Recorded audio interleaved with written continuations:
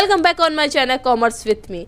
आज इस वीडियो में मैंने आपको बताने वाली हूँ कि आपका चैप्टर नंबर है आपका नंबर 12। चैप्टर नंबर 12 में मैंने आपको पहले बताया था कि प्रोडक्ट क्या होता है और प्रोडक्ट डिसीजन क्या होता है। अब मैं आपको शॉर्ट में बता देती हूँ कि प्रोडक्ट क्या होता है। प्रोडक्ट का मतलब ये होता है कि अगर आप कस्टमर की नीड्स को सेटिस्फाई करते हो, जैसे वो ऑब्जेक्ट के थ्रू करते हो या सर्विस के थ्रू करते हो, उससे क्या बोलते हैं अपन, प्रोडक्ट बोलते हैं। और प्रोडक्ट दो तरीके के होते हैं, वो होते हैं कंज्यूमर प्रोडक्ट और इंडस्ट्रियल प्रोडक्ट। ठीक है, अगर आपने नहीं देखा है मेरा फर्स्ट पार्ट तो आप देख सकते हो, उसमें क्लियरली मैंने डिफाइन किया है।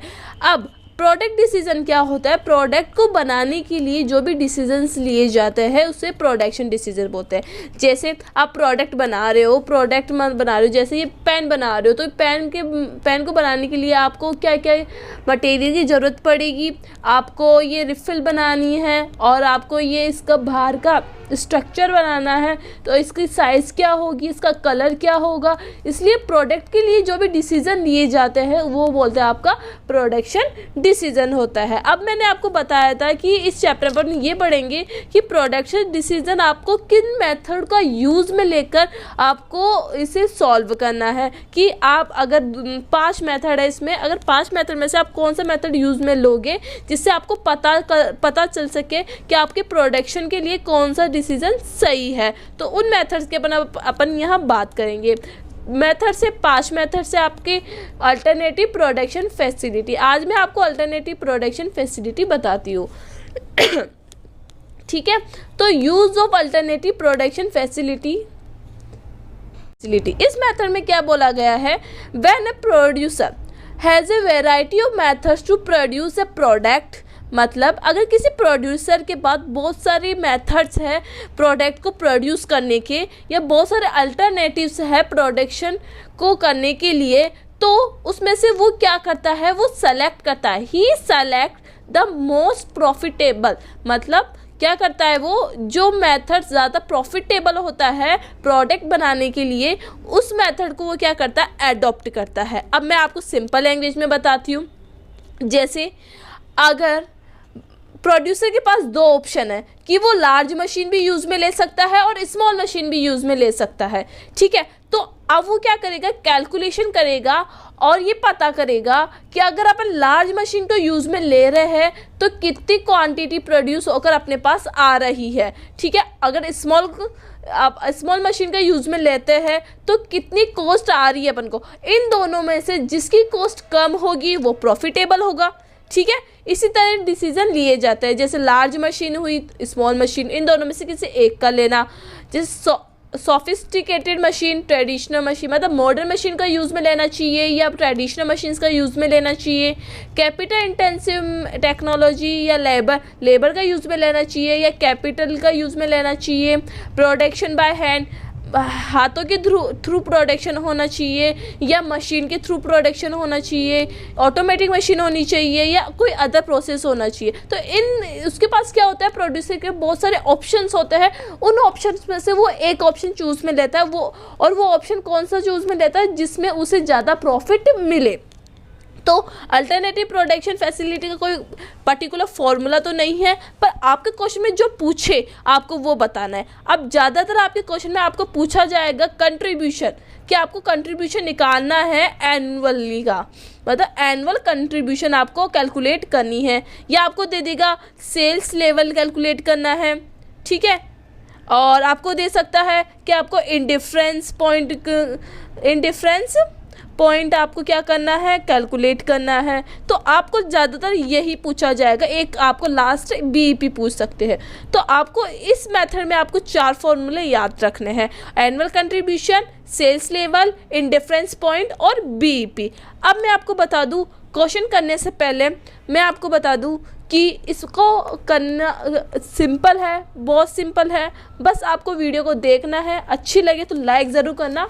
और मैं आपको बता दूं, आपको सबसे पहले ये वाली टेबल याद करनी पड़ेगी, क्योंकि ये टेबल आपने सेकेंड ईयर में पढ़ी होगी, मार्जिनल कॉस्ट में पढ़ी होगी, और आपने ये फाइनल ईयर में भी आ रही है कि अगर आपके पास सेल्स है, सेल्स में से अगर आप लेस कर देते हो वेरिएबल कॉस्ट को, तो आपके पास क्या निकल के आता है, कंट्रीब्यूशन निकल के आता है। तो आप कंट्रीब्यूशन का फॉर्मूला देखिए तो क्या होता है, सेल्स में से लेस कर दो वेरिएबल कॉस्ट तो क्या आ जाएगा, आपके पास कंट्रीब्यूशन आ जाएगा। अगर उसी कंट्रीब्यूशन में अगर आप फिक्स्ड कॉस्ट लेस कर देते हो तो आपके पास क्या आ जाता है, प्रॉफिट आ जाता है। तो आपको बस एक ये टेबल याद रखनी है और कोई प्रॉब्लम नहीं होगी। अब क्वेश्चन नंबर फर्स्ट है, क्वेश्चन नंबर फर्स्ट क्या बोलता है, product X can be produce either by machine A और मशीन बी।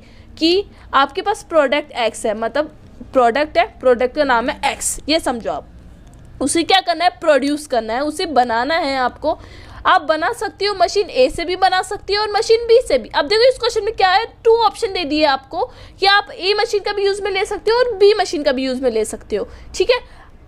अब A can produce 100 unit of X. अब अगर जब आप ए मशीन का यूज़ में लेते हो तो वो कितना प्रोड्यूस करती है, 100 यूनिट प्रोड्यूस करती है, ठीक है, of X per hours. And machine B कितना प्रोड्यूस करती है, 150 यूनिट पर आवर। मतलब 1 घंटे में मशीन एक्स 100 यूनिट प्रोड्यूस करती है और मशीन बी 150 यूनिट प्रोड्यूस करती है। अब टोटल मशीन आवर दे दिया है कि पूरे साल में वो कितना प्रोड्यूस करती है, वो कितने घंटे चलती है, मतलब टोटल मशीन आवर्स दे दिए आपको एनुअली का, साल का कितना दे दिया, 2500 दे दिया। अब taking into account the following data and profitable methods. अब आपको ये डेटा यूज में लेना है, ठीक है, और आपको कैलकुलेट करना है कि कौन सा मेथड ज़्यादा प्रॉफिटेबल होगा, मशीन ए वाला या मशीन बी वाला, ठीक है। अब देखते हैं मशीन ए और मशीन बी,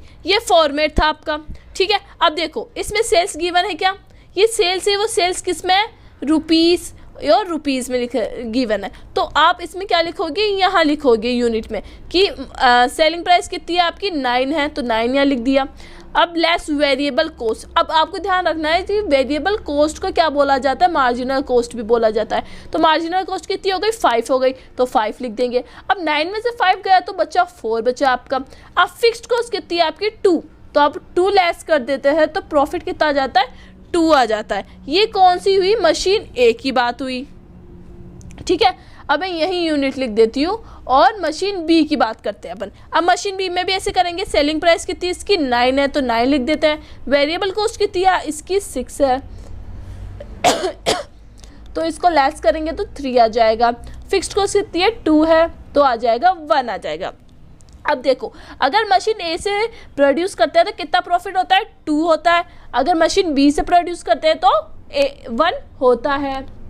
अब आपको क्या गिवन है, क्वेश्चन में आपको गिवन है total annual machine hours. Machine hours आपको गिवन है, कितने मशीन आवर्स है आपके मशीन आवर्स गिवन है 2500, ठीक है। आपको एनुअली देखिए कि अगर मशीन आवर्स चलाते हैं कितने चलाते हैं घंटे, 2500 चलाते हैं। और आपको दे दिया कि पर मतलब एक घंटे में कितना चलाते हैं, एक्स मशीन 1 घंटे में चलाती है 100 यूनिट, और मशीन बी मतलब सॉरी ए और मशीन बी कितना चलाती है, 150 यूनिट, ठीक है। और आपको एनुअली दे दिया है कि आपका मतलब पूरे साल में इतने घंटे चलते हैं, तो इसको इससे मल्टीप्लाई कर देंगे 2500 और 2500, तो आपके पास टोटल आ जाएगा। तो इसका टोटल हो जाएगा 2,50,000, इसका हो जाएगा आपका 3,25,000 ही होगा ना, इसका 3,75,000 सॉरी,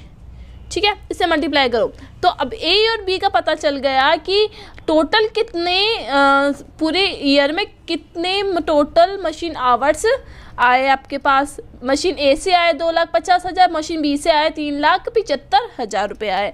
अब आपको क्या निकालना है, आपको निकालना है कंट्रीब्यूशन, एनुअल कंट्रीब्यूशन निकालना है आपको, एनुअल कंट्रीब्यूशन। अब कंट्रीब्यूशन का फॉर्मूला क्या होता है आपका, कंट्रीब्यूशन का मैंने बताया था कि सेल्स, अगर आपको ये जो गिवन है टोटल मशीन आवर्स, मतलब आपके पास कंट्रीब्यूशन है 4 और 3, कितना है, एक है 4 है, वो ए मशीन का है, और बी मशीन का है आपका 3, ठीक है। आपके पास कंट्रीब्यूशन गिवन है, देखो ये रहा। अब एनुअली निकालना है तो आपके पास आ गया कि टोटल कितना है 2,50,000 3,75,000। अब इसको मल्टीप्लाई करेंगे तो आएगा 10 लाख, और यहाँ आ जाएगा आपका 11,25,000। ठीक है। अब आपको ये पूछा गया है इन दोनों में से ज़्यादा कौन सा है, मशीन ए का ज़्यादा है या मशीन बी का ज़्यादा है, बताइए। मशीन बी का, तो कंपनी कौन सी अडॉप्ट करेगी, कंपनी अडॉप्ट करेगी मशीन बी को, क्योंकि मशीन बी से ज़्यादा प्रॉफिट हो रहा है। तो आपको ये क्वेश्चन नंबर फर्स्ट था, क्योंकि ये अल्टरनेटिव मेथड है, इसमें कुछ भी पूछ सकता है, आपको सेल्स लेवल भी पूछ सकता है, इंडिफरेंस पॉइंट भी पूछ सकता है, और आपको कंट्रीब्यूशन भी पूछ सकता है, पर आपको क्वेश्चन को पढ़ना पड़ेगा तभी आपको पता चलेगा। ठीक है। अब मैं क्वेश्चन नंबर सेकंड बताती हूँ। क्वेश्चन नंबर सेकंड में क्या बोला गया है। क्वेश्चन नंबर सेकंड में बोला है यू आर एन ऑप्शन, आपके पास ऑप्शन है to choose either an automatic machine और ए सेमी ऑटोमेटिक प्लांट। मतलब आपके पास ऑप्शन है कि आप ऑटोमेटिक प्लांट भी यूज़ में ले सकते हो या सेमी ऑटोमेटिक प्लांट भी यूज़ में ले सकते हो प्रोडक्ट को बनाने के लिए। ठीक है। अब उसकी अगर अपन यूज़ में लेते हैं तो उनकी अलग अलग डिटेल्स की है कि ऑटोमेटिक प्लांट यूज़ में लेते हैं तो फिक्स्ड कॉस्ट इतना आएगा, वेरिएबल कॉस्ट 60 आएगा, और सेलिंग प्राइस कितनी आएगी, 100 आएगी। और सेमी ऑटोमेटिक प्लांट में भी आपको फिक्स कॉस्ट गिवन है, वेरिएबल कॉस्ट गिवन है और सेलिंग प्राइस गिवन है। अब आपको क्या हुआ है, व्हाट इज मिनिमम एंटिसिपेटेड, कि सेल्स लेवल क्या होगा which you will prefer semi automatic plant और beyond the semi automatic plant. मतलब अगर आप ऑटोमेटिक प्लांट को यूज़ में लेते हो और सेमी ऑटोमेटिक प्लांट को यूज़ में लेते हो, तो इन दोनों में से किसकी सेल्स लेवल मिनिमम आएगी वो आपको यूज़ में लेना है। तो आपको जहाँ भी आपको बोल दे सेल्स लेवल, क्या बोल दे, आपको सेल्स लेवल बोल दे, तो आपको क्या फाइंड करना है, आपको फाइंड करना है इंडिफरेंस पॉइंट। क्या फाइंड करना है, question number second, indifference point. Indifference point का फॉर्मूला मैं आपको बताती हूँ। इंडिफरेंस पॉइंट का मतलब होता है कि जहाँ आपको ना तो प्रॉफिट हो रहा है ना लॉस हो रहा है, तो एक ऐसा पॉइंट आपको फाइंड करना है जहाँ आपको बिजनेस को ना तो कोई प्रॉफिट हो रहा है ना कोई लॉस हो रहा है। ठीक है। तो इंडिफरेंस पॉइंट से अपन वही फाइंड करेंगे। अब इसका फॉर्मूला होता है change in fixed cost upon change in CPU, या आप बोल सकते हो वेरिएबल कॉस्ट पर यूनिट। ठीक है। अब चेंज इन फिक्स्ड कॉस्ट देखेंगे। अब ये रही आपकी फिक्स्ड कॉस्ट 80,000 माइनस 60,000, क्योंकि अपन जब डिफरेंस निकालते हैं कितना चेंज हुआ, 80,000 में से माइनस कर देंगे 60,000। अब मैंने ये माइनस क्यों किया, क्योंकि चेंज पूछ रहा है। जब भी आपको चेंज पूछा जाए तो आपको क्या है ना, उसका डिफरेंस लिखना पड़ता है। तो मैंने आपको यहाँ ऊपर डायरेक्ट लिख दिया है, 80,000 में से 60,000 लेस करेंगे तो आपका आ जाएगा यहाँ 20,000। ठीक है। अब ये इसी तरह अपन करेंगे change in CPU. Change in CPU का मतलब कि आपको सीपीयू में कितना चेंज आया वो करना है। अब सीपीयू निकालने के लिए आपको मैंने बताया था फॉर्मूला सेल्स लेस आपका आएगा वेरिएबल कॉस्ट, फिर आएगी आपकी कंट्रीब्यूशन, फिर आपको अगर लेस कर देती हो आप फिक्स्ड कॉस्ट को तो आपके पास आ जाती है प्रॉफिट आ जाता है। ये मैंने आपको बताया था। अब देखो इसमें आपको सेल्स गिवन है 100 रुपीज़, वेरिएबल कॉस्ट है 60 और कंट्रीब्यूशन कितना आया आपका 40 आ गया। इसी तरह ये मशीन सेमी ऑटोमेटिक का निकालेंगे सेमी ऑटोमेटिक का निकालेंगे। ये किसकी थी, ये थी ऑटोमेटिक की थी। ठीक है। इसी तरह इसका निकालेंगे। यहाँ भी सेल्स 100 है, वेरिएबल कॉस्ट आपकी 70 है, तो आ जाएगा 30। अब आप इसमें पूछ रहा है कि चेंज इन सीपीयू, सीपीयू में कितना चेंज आया, तो ये निकालेंगे 40 माइनस 30, तो क्या आ गया आपका 10 आ गया। अब वो 10 को इससे डिवाइड करेंगे तो आ जाएगा आपका 2000 यूनिट। मतलब अगर आपकी कंपनी या प्रोड्यूसर 2000 यूनिट प्रोड्यूस करता है तब उसका ना तो कोई प्रॉफिट होगा ना कोई लॉस होगा। अब देखते हैं 2000 यूनिट को रख कर अपन प्रॉफिट निकालते हैं। अब प्रॉफिट निकालते हैं, इसमें प्रॉफिट का फॉर्मूला होता है sales in unit into CPU minus fixed cost, ये फॉर्मूला इसका होता है। अब सेल्स इन यूनिट में अपन ने सेल्स निकाल ली कि 2000 यूनिट सेल करने पर ना कोई प्रॉफिट होगा ना कोई लॉस होगा, तो 2000 यूनिट लिख लेते हैं। ठीक है, ये आपकी ऑटोमेटिक की बता रही हूँ मैं। ठीक है, अब ऑटोमेटिक मशीन की सीपीयू देखेंगे। ऑटोमेटिक मशीन ये इसकी सीपीयू 40, ये हो गए 40। अब लेस कर देंगे इसमें से फिक्स्ड कॉस्ट, वो कितनी है आपकी, इसकी है 80,000 और इसकी है 60,000। तो अपन ऑटोमेटिक ही कर रहे हैं तो 80, तो माइनस 80,000। जब इसे सॉल्व करेंगे तो यहाँ 0 आएगा। अब इसी तरह सेमी ऑटोमेटिक का करेंगे। सेमी ऑटोमेटिक का सेल्स कितनी है, वही आपको सेल्स दे दी कि आपको 2000 सेल्स यूनिट प्रोड्यूस करने पर अगर आप प्रॉफिट निकालते हो तब आपको कोई प्रॉफिट नहीं होगा। ठीक है, तो सीपीयू क्या है आपकी 30 है, क्योंकि अपन सेमी ऑटोमेटिक ही निकाल रहे हैं। माइनस फिक्स्ड कॉस्ट कितना है 60,000, तब आपका आएगा 0। अब यहाँ आंसर 0 0 क्यों आ रहा है, क्योंकि मैंने बताया था कि जो इंडिफरेंस होता है, आपने इकोनॉमिक्स ली होगी अगर 12th में, आपको पता होगा कि एक तो आपका प्रॉफिट होता है और आपकी सेल होती है, और ये जो पॉइंट होता है जहाँ प्रॉफिट और सेल मिल जाती है वो क्या होता है आपका इंडिफरेंस होता है, इंडिफरेंस पॉइंट होता है। तो इंडिफरेंस पॉइंट पे ना तो कोई प्रॉफिट होता है ना कोई लॉस होता है। इसी तरह यहाँ 0 0 है कि मतलब आपका प्रॉफिट 0 है, आपका कोई प्रॉफिट नहीं हो रहा है। अब यहाँ 2 कंडीशन लेते हैं हम। अगर आप 2000 यूनिट मतलब 2000 यूनिट से ज़्यादा प्रोड्यूस करते हो, जैसे आप मान लेते हैं 2000 से ज़्यादा प्रोड्यूस कर रहे हो, तो हो गया मतलब 2500 यूनिट प्रोड्यूस कर रहे हो, ये एज्यूम किया है आपने। ठीक है, क्या किया है, एज्यूम किया है, आपको करके दिखाना पड़ेगा वहाँ। ठीक है, एज्यूम किया है कि अगर आप 2500 यूनिट प्रोड्यूस करते हो तब आपका कितना प्रॉफिट होगा। तो वही प्रॉफिट का फॉर्मूला लगाएंगे अपन, profit is equal to sales in unit into PU minus fixed cost. ठीक है, अब आपको वैसे कि वैसे पूरा लेना है। जैसे अपन सबसे पहले ऑटोमेटिक क्या करते हैं, ऑटोमेटिक में 2000 लिया था अपन ने। ठीक है, अपन ने एज्यूम किया है अभी कि अगर अपन 2500 यूनिट बनाते हैं, 2500 यूनिट बनाते हैं ऑटोमेटिक का, तो इसकी सीपीयू क्या है, सीपीयू 40 है और फिक्स्ड कॉस्ट क्या है 80 है, 80। ठीक है, जब अपन 80 लेते हैं तब इसका आंसर क्या आएगा 20,000। ठीक है, अब सेमी ऑटोमेटिक की देखते हैं। सेमी का वही अपन 2500 यूनिट बना रहे हैं, यूनिट है आपकी, सीपीयू है आपकी 30 माइनस फिक्स कॉस्ट है 60,000,